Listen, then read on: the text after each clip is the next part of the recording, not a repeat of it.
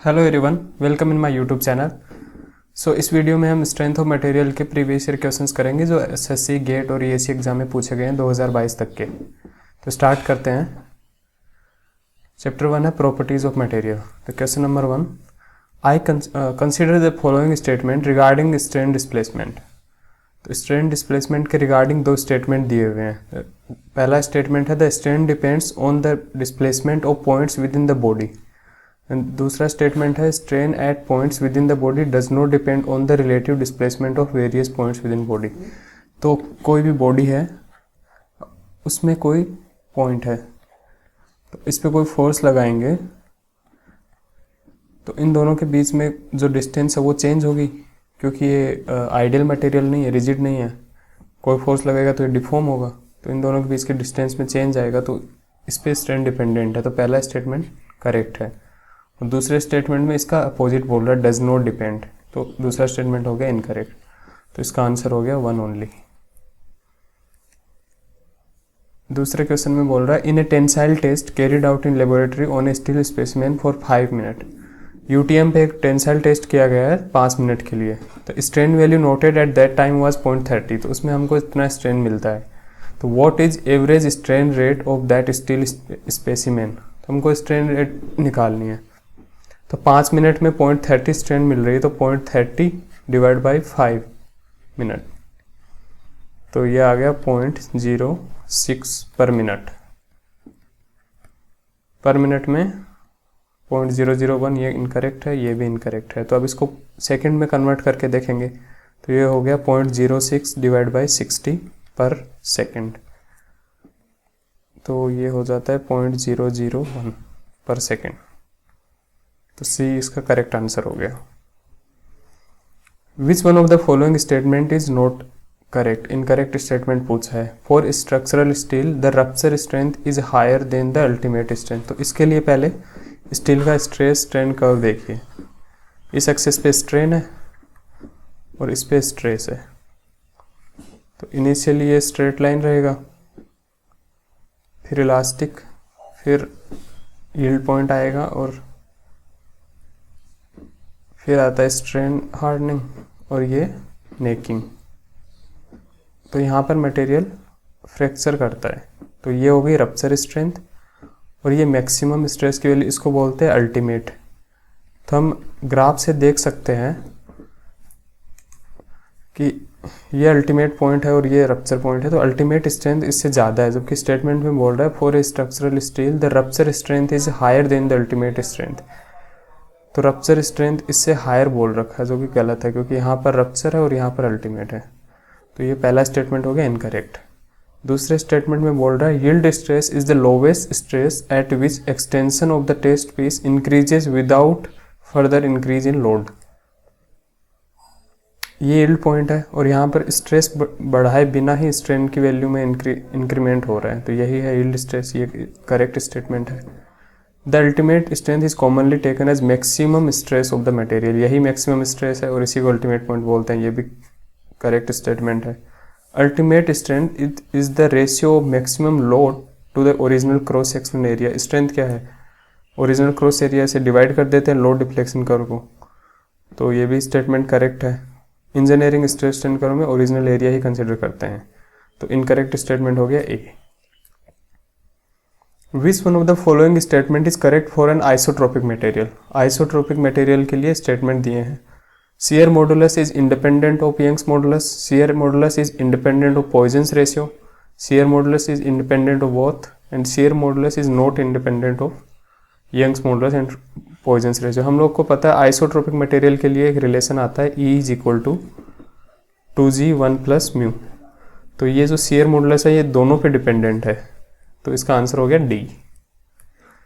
Question number 5, A central steel road 18 mm diameter passes through a copper sleeve with 24 mm inside और 39 mm outside diameter. तो ये copper की एक sleeve है और ये एक स्टील की रोड है। तो कॉपर स्लीव का इनसाइड डाया हम लोग को दिया है 24 mm और आउटर डाया हम लोग को दिया है 39 mm, और स्टील रोड का एरिया हम लोग को मिला है D इज इक्वल टू 18। तो इस पे एक वॉशर लगा के और नट लगा रखा है, उसको टाइट करते हैं तो इसमें स्ट्रेस आ गया 10 न्यूटन पर एम एम स्क्वायर। तो स्टील में 10 न्यूटन मीटर पर एम एम स्क्वायर का स्ट्रेस आ रखा है।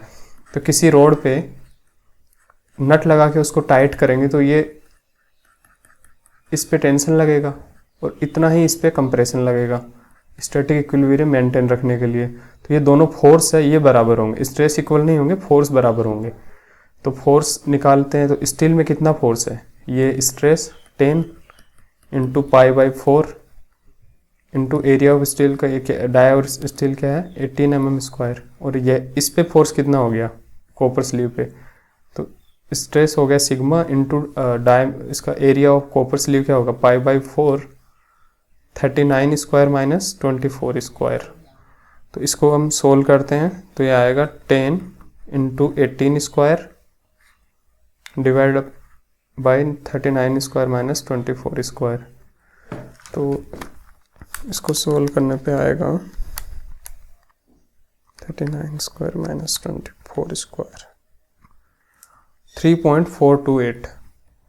अब स्टील में टेंसाइल स्ट्रेस है तो और इसमें आएगा कंप्रेसिव स्ट्रेस, तो 3.4 compressive, B will be correct answer. A 2 meter long steel bar of 1500 mm cross section area having vertically and has a collar securely fixed at its lower end. And what is the stress induced in the bar when the weight of 2 kN falls from a height of 100 mm on the collar?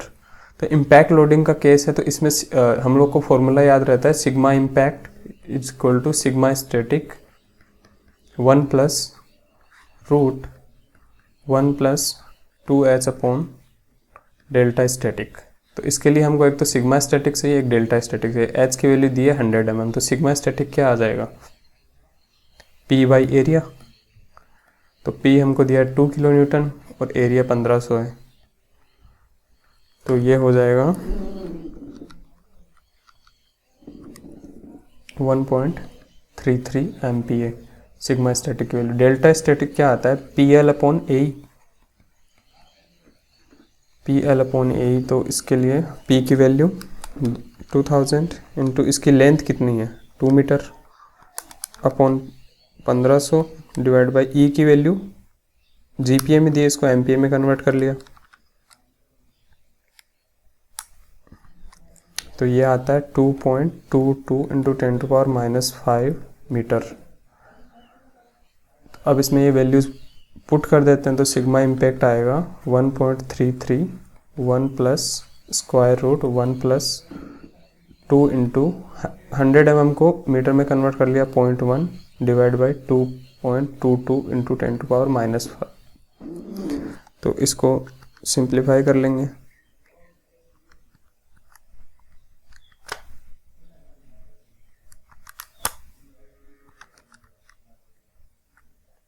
ये आता है 127.51। तो ये nearest option हो गया। Question number 7, strain in the steel is in range of. तो ये value तो हम लोग को याद ही करनी पड़ेगी, ये स्ट्रेस स्ट्रेन कहाँ से आती है, तो इसकी ये रेंज होती है 0.0012 से 0.002। Question number 8, a steel bar 2 metre long 20 meter wide and 15 mm thick is subjected to a tensile load of 30 kN. If Poisson's ratio is 0.25 and Young's modulus is 200 GPa and increase in volume, तो volumetric strain का formula हम लोग को पता है sigma x plus sigma y plus sigma z divide by E into 1 minus 2 mu. तो इसमें tensile load दिया है एक ही डायरेक्शन में, तो ये और ये दोनों तो जीरो हो गए। तो सिग्मा x की वैल्यू हम निकाल लेंगे, सिग्मा एक्स की वैल्यू आ गई 3 kilo Newton divide by area. Area क्या आएगा 20 mm wide and 15 mm thick, cross sectional area लेना होता है तो 20 इंटू 15, और ई की वैल्यू क्या है 200 GPa। तो इसको MPa में कन्वर्ट करेंगे तो 10⁻³ कर देंगे इंटू 1 माइनस 2 इंटू 0.25।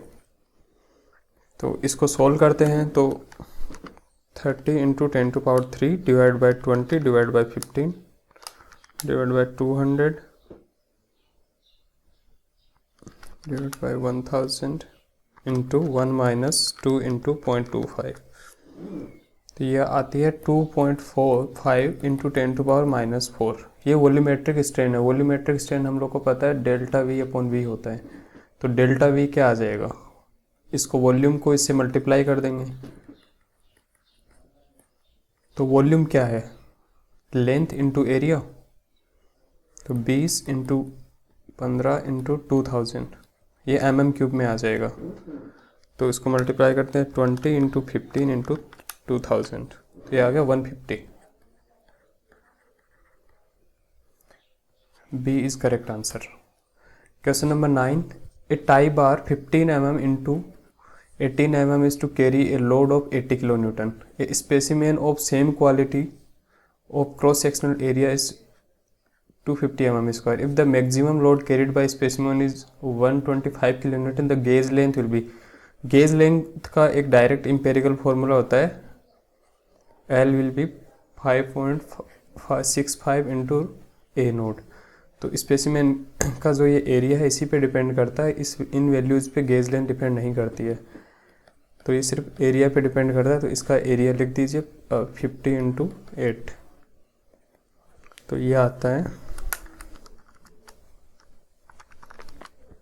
113।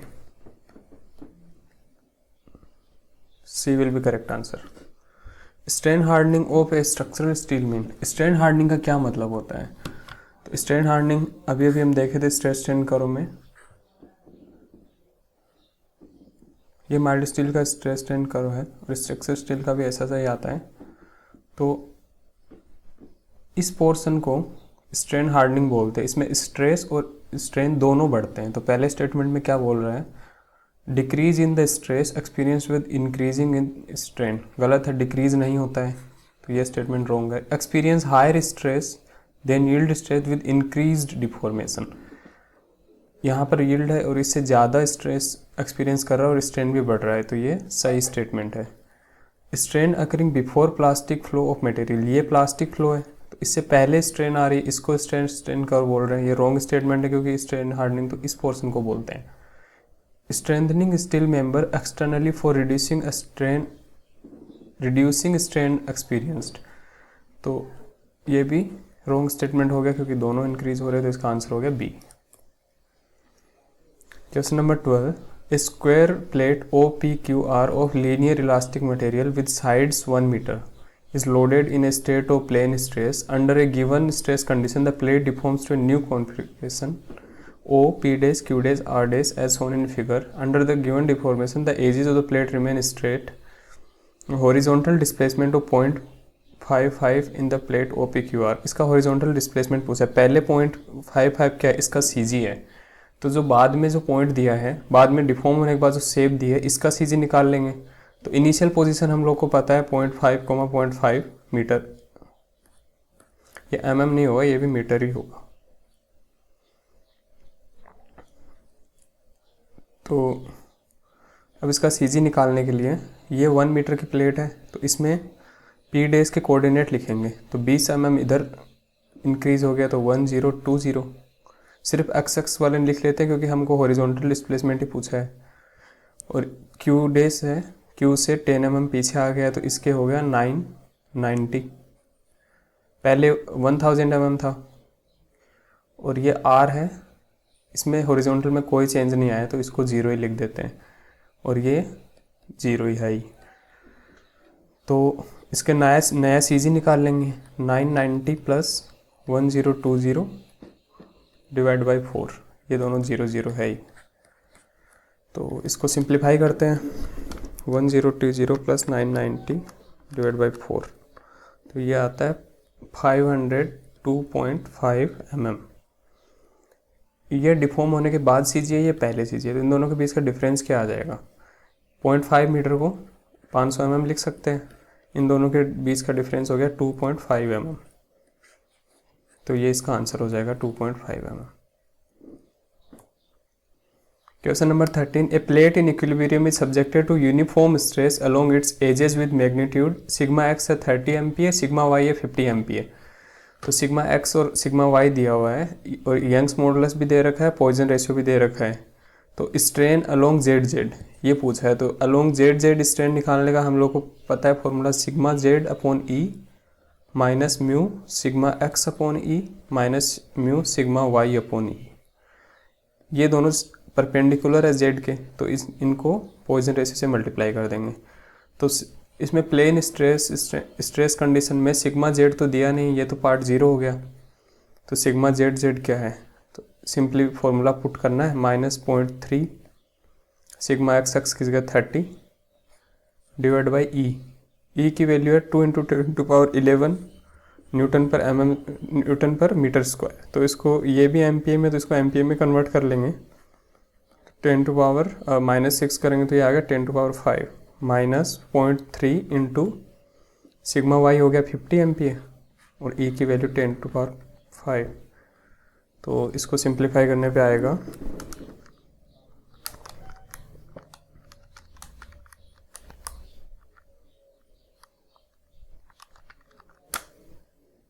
1.2 इंटू 10⁻⁻4। तो 120 दे रखा है, तो इसको ऐसे लिख सकते हैं 120 नेगेटिव में आएगा ये इंटू 10⁻⁻6। तो ए इसका करेक्ट आंसर हो जाएगा। An elastic bar of length L, uniform cross-sectional area A, coefficient of thermal expansion alpha and Young's modulus E is fixed at two ends.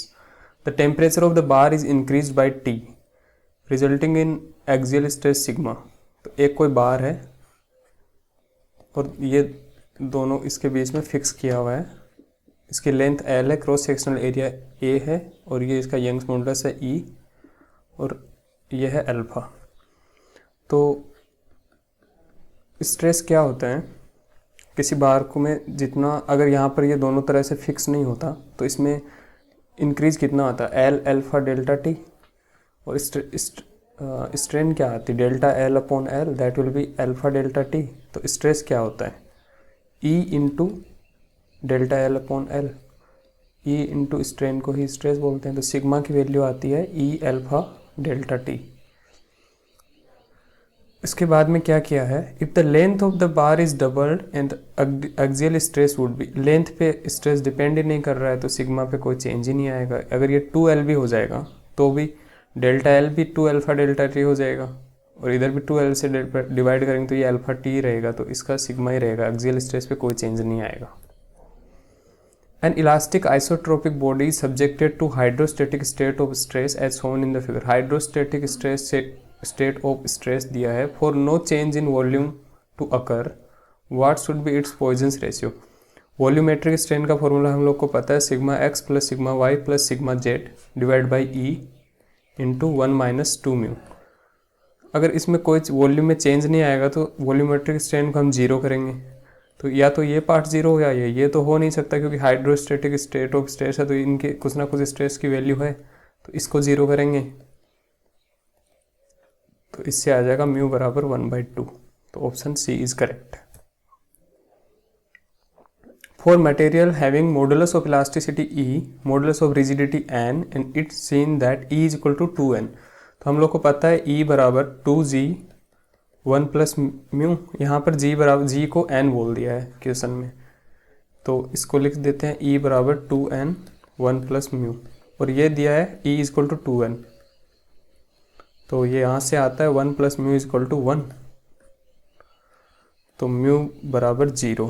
The bulk modulus of the material, तो mu की value 0 है, ई bulk modulus और ई के बीच में ये relation होता है 3k 1 - 2 mu, mu की जगह 0 रख दिया, तो k बराबर E/3।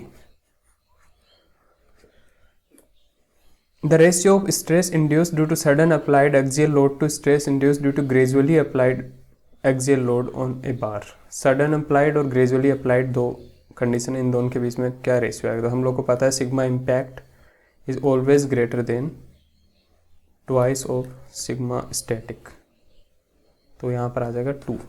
रेशियो पूछा है sudden applied to stress induced due to gradually applied, ये सडन और ये ग्रेजुअली अप्लाइड का रेशियो आ जाएगा 2। Shear modulus of elasticity is the ratio of, shear modulus पूछा है तो शियर स्ट्रेस और शियर स्ट्रेन हो जाएगा, या कोई यंग मॉडुलस पूछता तो नॉर्मल स्ट्रेस और स्ट्रेन हो जाता। A 1 meter long steel rod with cross sectional area 20 × 20 is subjected to tensile force of 40 kN. Determine the elongation of the rod if the modulus of plasticity is 200 GPa. elongation पूछा है road का, simple सा formula है PL/AE। P की value दी है 40 kN, road की length दी है 1 metre, divide by area 20 × 20 और E की वैल्यू 200 GPa। तो इसको कन्वर्ट कर लिया MPa में। इसको सिंप्लीफाई करेंगे,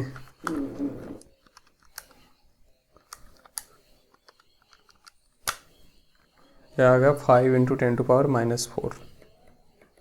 मीटर में है, इसको mm में कन्वर्ट कर लेते हैं क्योंकि सारे ऑप्शन mm में हैं। तो 5 × 10⁻⁻1 mm, तो 0.5 mm। Thank you everyone.